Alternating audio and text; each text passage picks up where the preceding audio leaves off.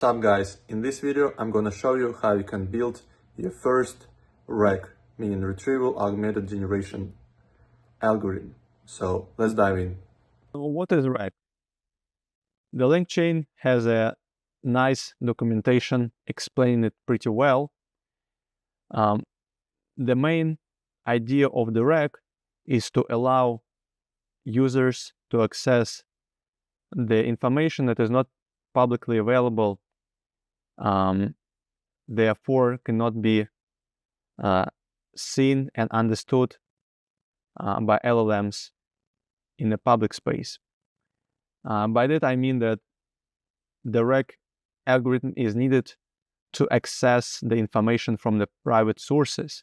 This could be, for example, the private repository of internal policies, internal company policies, company rules, and the company may use this repository to access and help the business users to better understand which rules they need to follow in different circumstances.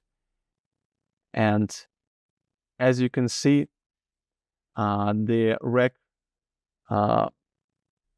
technique is pretty simple. So first of all, you would need to have the number of documents, the number of internal documents that you would like to use for further information access. Then you would need to split this document into the manageable chunks of data. And that's important here because large language models, they have big context windows. By that I mean that you can input a lot of text into the ChatGPT to process, but you cannot still input the whole books. And imagine if you have 25 books with the company policies, it will be too much text for the LLM to process as input. That's why you need to split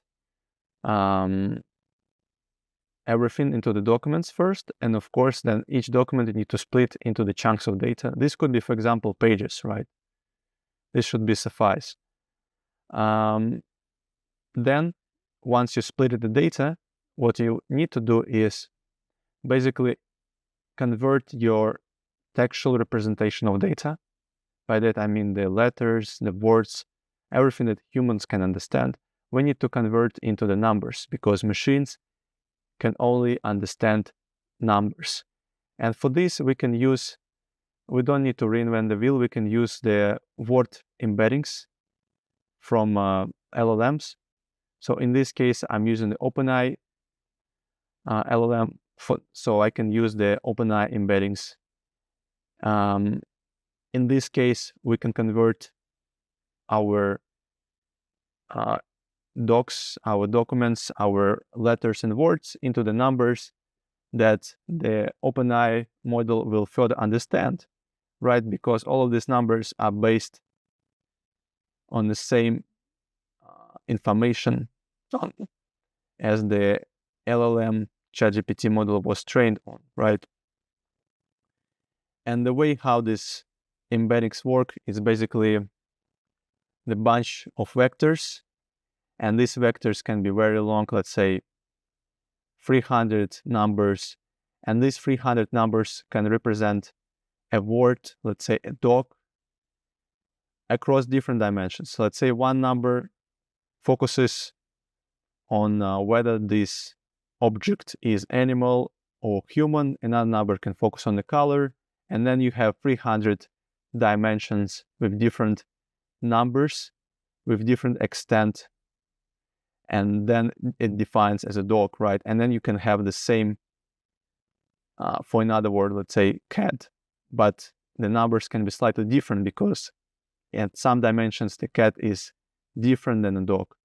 But if we consider them, if we calculate some similarity ratios using these numbers, we can say that these words are quite similar. So basically this is how the embeddings work.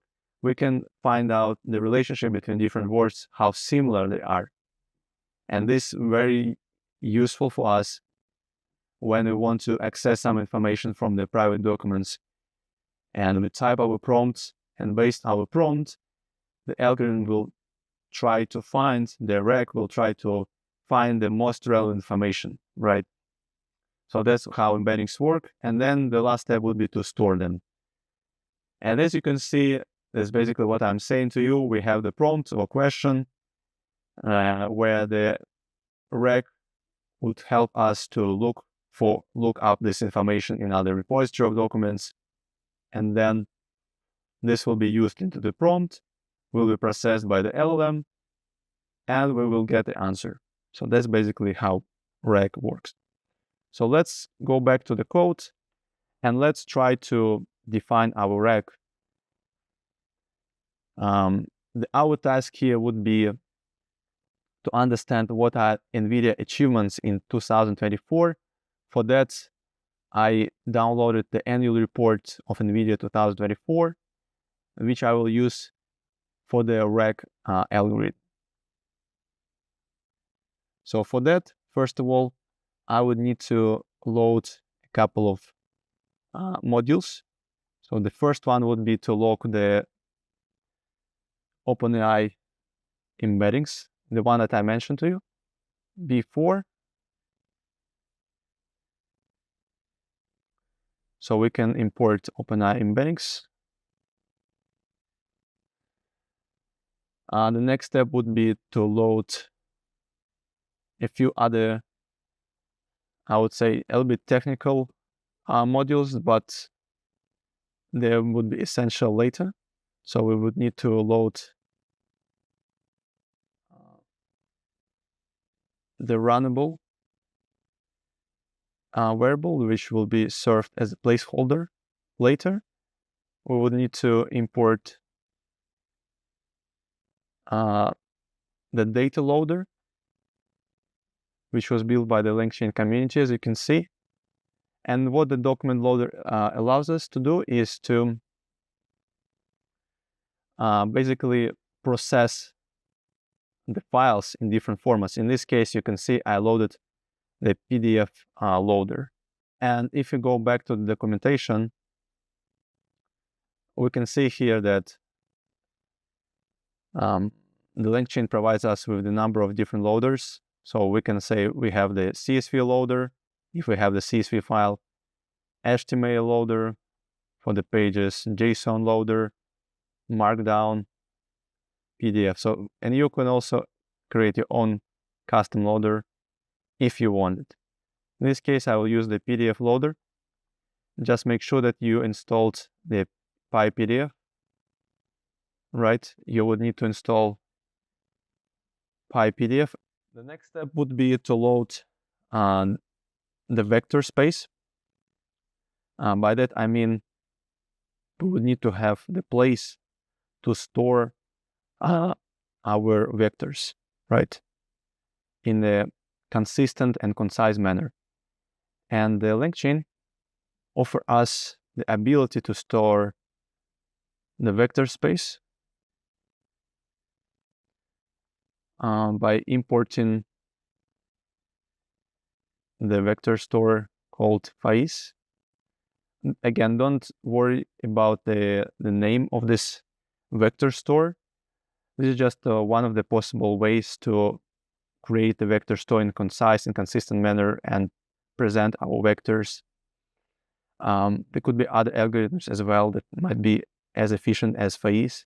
This is just available and free to use vector store from the LangChain.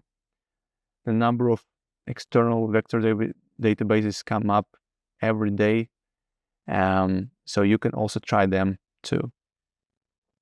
Another thing here that we also need to have, we would need to install the extra library for faiss as well. So once you load this and you install this using pip install, you can move to the next step. And the next step would be to load our PDF file, right, using the pypdf loader. Here we need to specify the path of a file. again, I will keep all the code and all of the files under the description. There will be the link to access it, and don't worry about this. Yeah, so we need to load it, and the next step would be to split this into the pages. As I said before, we would need to split our documents into the manageable chunks, right? We cannot just parse everything into the vector space. So the vector space should be organized around the manageable chunks, where in the future, the idea is that the LLM, the RAG algorithm, the faiss, will select the most relevant chunks of data to the user prompt, right?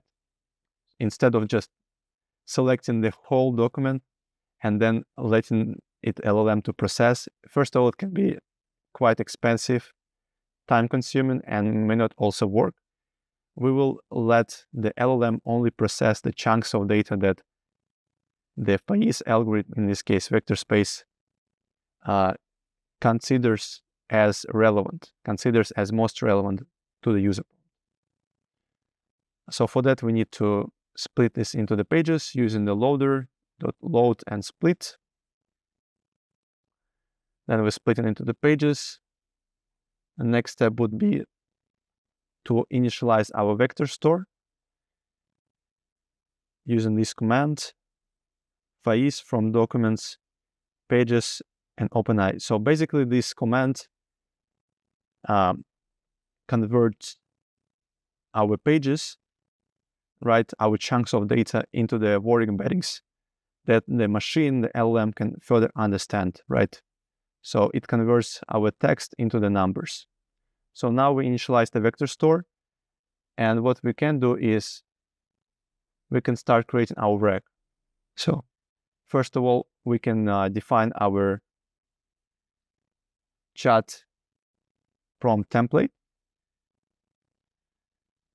So as you can see before, we use this module to define the template and give the context to the AI. We can use the same logic here to give the context to the AI and also give the structure to better understand and how the information should be pulled, right? So we will give the question and we give the context, where the context is the number of the pages, in this case, in the form of the numbers that the AI will understand. So we define the prompt. The next step would be to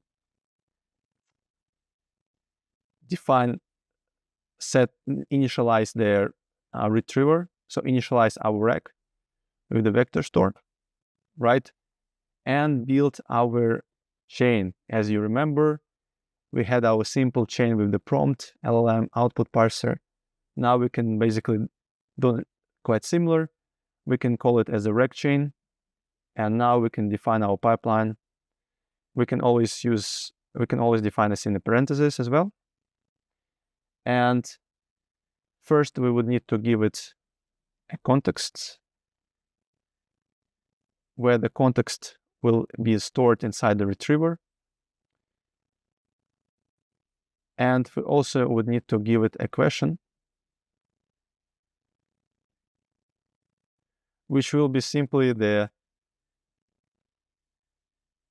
user input. That's why it's called random pass-through, because we do not modify our user inputs, our user question. We just keep it as it is. Okay, don't forget the brackets. So, okay, we close it with the curly braces, and we move to the next one. We need to set the chat prompt in our pipeline. Then we need to set our LLM. And we also can set our parser. Okay. So now we define the RAG chain. We don't have to specify any variables here for this template, because the context here will be the retriever and the question will be basically this one. Okay, click the run.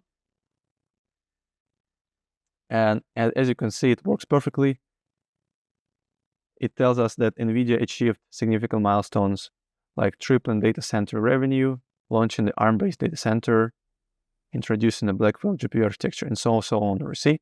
And if we want to see what kind of pages the LLM relied on in this question, we can run the following command.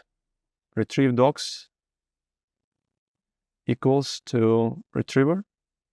Retriever is our rec.